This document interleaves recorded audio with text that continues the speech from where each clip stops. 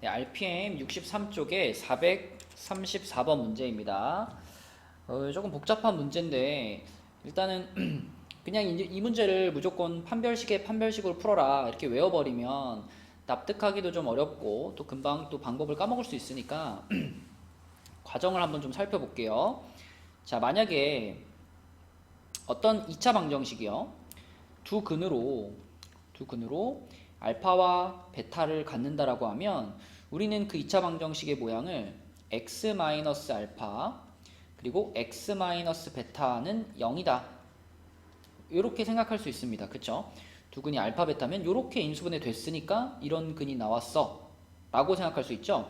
그럼 그때 이 알파하고 베타 자리에 들어가는 식이 이 알파와 베타 자리에 들어가는 식이 y에 대한 1차식이라고 한다면 만약에 알파 베타 자리에 y에 대한 1차식이 들어간다면 뭐 예를 들면 알파 자리에 뭐 y 플러스 1이 들어가고 베타 자리에 뭐 2y 마이너스 1이 들어가고 이런 식으로 알파 베타 자리에 y에 대한 1차식이 들어간다면 그러면 이 괄호도 1차식이고요. 이 괄호도 1차식이 되겠죠. 그쵸? 그러니까 지금 우리한테 주어져 있는 이렇게 복잡한 요 2차식이 두 1차식의 곱으로 인수분해가 된다라는 걸 우리는 이렇게 받아들일 거예요. 일단 x에 대해 내림차순으로 정리를 해주고 y-1 x 마이너스 6y 제곱 그 다음에 마이너스 7y 플러스 k는 0. 자, 이런 모양으로 정리를 해주고 그러니까 는 0을 일부러 붙인 겁니다. 는 0을 붙여가지고 우리는 이 방정식에 두 근을 구해볼 거예요. 이 방정식의 두 근이 y에 대한 1차식이 되도록, 그죠? 이 방정식의 두 근이 y에 대한 1차식이 된다면 그러면 이 방정식은 이러한 구조를 갖게 될 거 아니에요. 알파 베타가 y에 대한 1차식이 되니까, 그쵸? 그러면 최종적으로는 이 앞에 괄호도 1차식, 뒤에 괄호도 1차식인 두 1차식의 곱으로 인수분해가 돼 라고 얘기할 수 있는 겁니다. 그래서 우리는 이렇게 생긴 방정식의 근을 지금 찾아보려고 하는 거예요. 근을. 근데 k가 들어가 있어서 뭐 인수분해 하기는 어려우니까 자, 화끈하게 근의 공식을 써버리겠습니다. 자, 이 방정식, 복잡한 방정식에 대해서 근의 공식을 써보면 2a분의 마이너스 b 이렇게 되고요. 플러스 마이너스 루트, 자, b 제곱이니까 b 제곱은 요거의 제곱이죠. 요거 제곱이면은 y 제곱 마이너스 2y 플러스 1이고, 자, 거기에서 4ac를 빼야 되는 거니까요. 4ac. 일단 요거 때문에 부호가 플러스로 바뀔 거고 여기다 4배를 하면 됩니다. 그러면 24y 제곱 마이너스 28y 플러스 4k. 자, 이렇게 생기는 식이 나와요. 조금 정리하면 루트 안에 부분만 약간 정리할게요. 그러면 플러스 마이너스 루트, 자, 25y 제곱 마이너스 30y 그리고 플러스 4k 플러스 1. 자, 이런 모양이 됩니다. 그럼 생각해 봅시다. 우리가 지금 원하는 건 뭐냐면 이게 지금 이 커다란 분수가 알파 베타예요. 그럼 우리가 원하는 건 이 알파 베타가 y에 대한 1차식이 되기를 원하거든요. 근데 지금 딱 봤을 때 1차식 느낌이 전혀 안 들죠? 엄청 복잡하죠? 왜 복잡해요? 루트 안에 뭐가 들어있기 때문입니다. 그러면 이 분수가 1차식이 되기 위해선 어때야 되냐? 이 루트 안에 들어있는 이 내용이, 이 루트 안에 들어있는 저 빨간 밑줄 그은 식이 이게 완전 제곱식이 돼야 되죠. 이게 완전 제곱식이 돼야, 그래야 거기 있는 제곱이랑 루트랑 벗겨지면서 밖으로 나오고 전체적으로 1차식이 완성되는 거죠.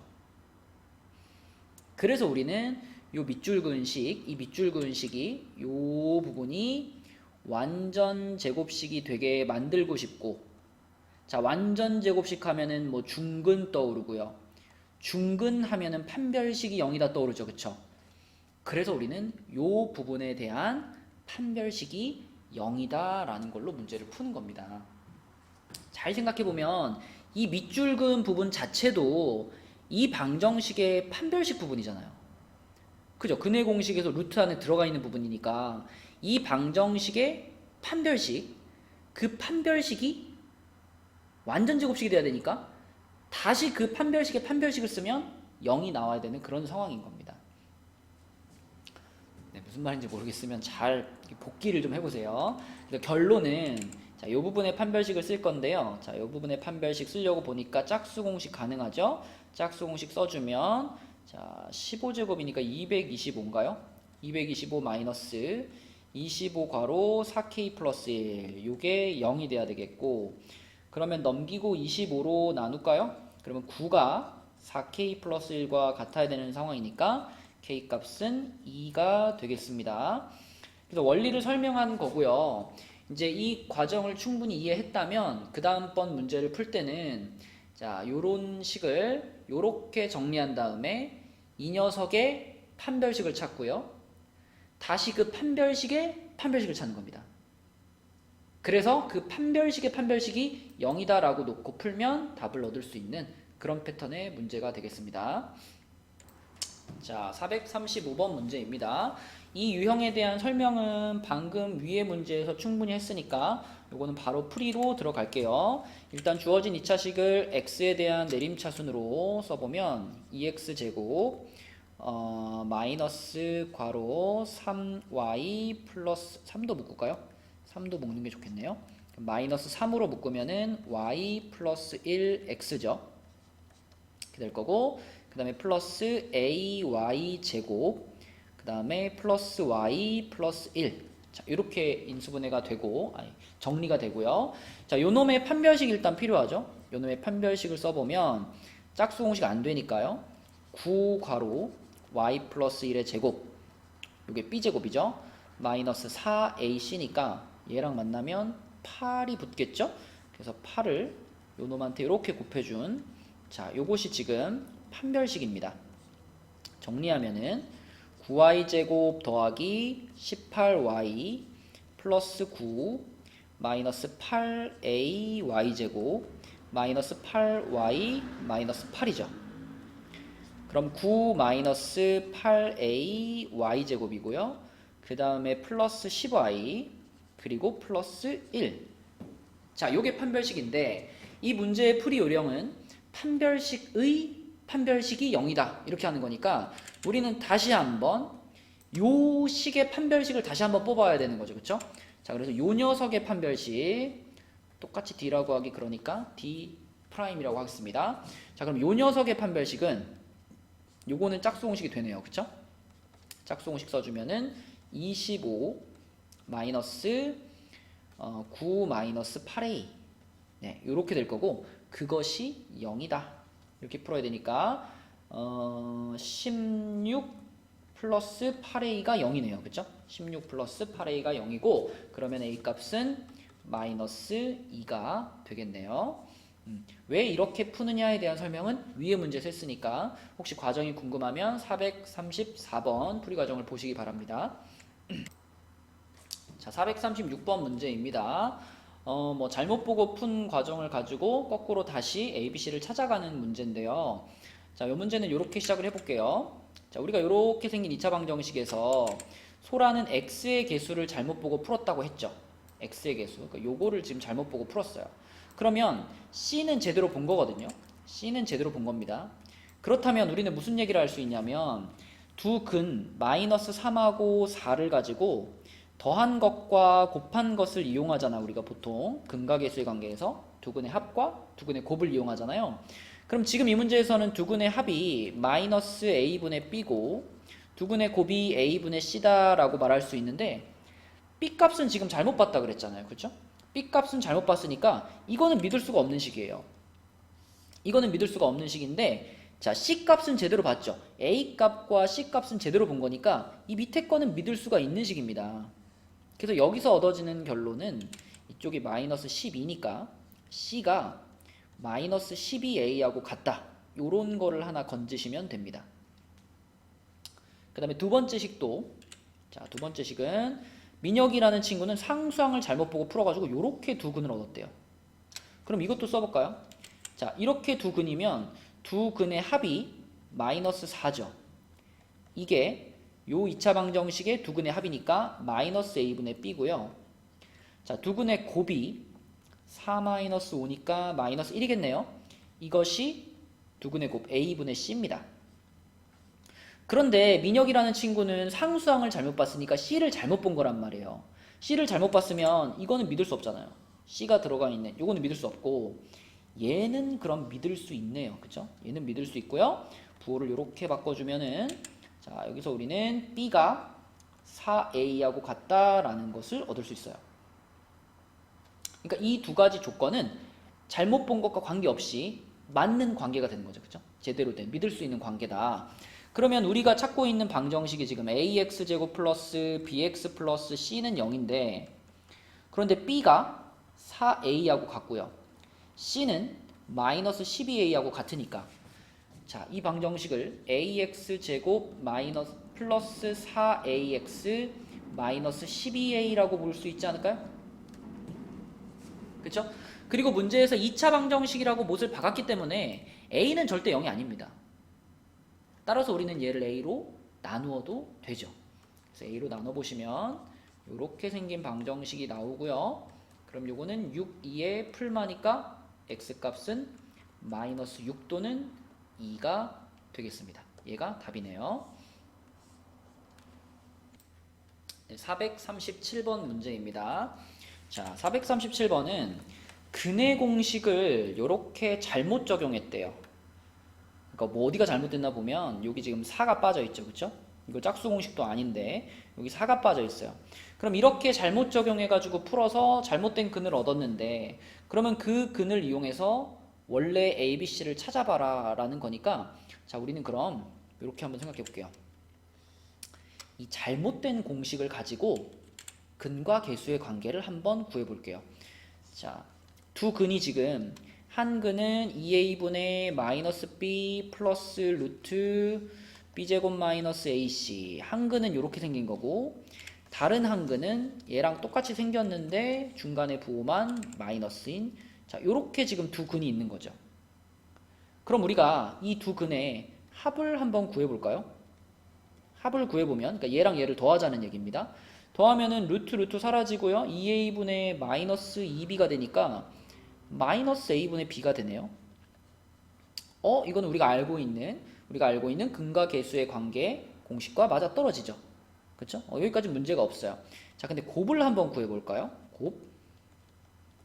요 분수와 요 분수를 곱합니다. 자, 이쪽에 곱해보면은 4a 제곱분의 곱하면 지금 합차 공식이니까 b제곱 마이너스 b제곱 플러스 ac가 되면서 b제곱 지우고 나서 자, 남아있는 거 a로 나누시면 4a분의 c 이런 모양이 돼요.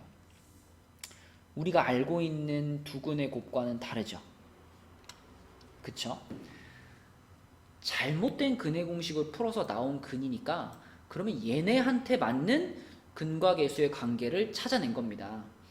그래서 지금 두 근이 마이너스 6하고 1이니까 둘이 더하면 마이너스 5잖아요. 그 마이너스 5가 요거라는 얘기고 또 둘이 곱하면 마이너스 6이잖아요. 그 마이너스 6이 요거라는 뜻이 되는 겁니다. 그쵸? 원래 근과 개수의 관계가 근의 공식을 이용해 가지고 증명할 수 있잖아요. 그럼 근의 공식을 지금 비틀어 놨으니까 근과 개수의 관계도 살짝 비틀어 가지고 문제를 풀자는 거예요. 그래서 요게 마이너스 5가 되겠고요. 요게 마이너스 6이 되니까 여기서 얻어지는 관계는 B가 5A죠. 여기서 얻어지는 관계는 C가 마이너스 24A 이렇게 됩니다. 그쵸? 자, 그렇다면 지금 주어진 방정식이 AX제곱 플러스 BX 플러스 C는 0인데 B 자리에는 5A가 들어가죠. 그래서 5AX고요. C 자리에는 마이너스 24A가 들어가서 이렇게 됩니다. A는 당연히 지울 수 있습니다. 지금 2차 방정식이기 때문에 A는 0일 수가 없죠. 그래서 A로 쭉 나눠주시면 이렇게 생긴 2차 방정식을 얻을 수 있고요. 당연히 얘는 8, 3에 플러스 마이너스로 풀리니까요. X값은 마이너스 8 또는 3이 되겠습니다. 올바른 근을 구하라고 했으니까 이게 그대로 이 문제의 답이 되겠네요. 네, 438번 문제입니다. 자, 이 문제가 이제 어려운 문제는 아닌데 순간적으로 좀 헷갈릴 수가 있어요. 그래서 좀 정형화된 문제 푸는 방법대로 쭉 항상 같은 방법으로 문제를 푼다. 그래서 그 방법을 좀 기억해 주시면 좋겠네요. 자, 우리가 fx는 0의 두 근의 합을 5라고 했으니까 이 방정식의 두 근을 알파와 베타라고 한번 해볼게요. 그러면 알파 베타에 대해서는 우리가 알파 플러스 베타는 5다. 이걸 알고 있는 상황입니다. 자, 근데 두 번째 줄에 있는 방정식은 f3x 플러스 1은 0입니다. 그럼 여러분, 이 방정식의 근은 뭘까요? 이 방정식의 근.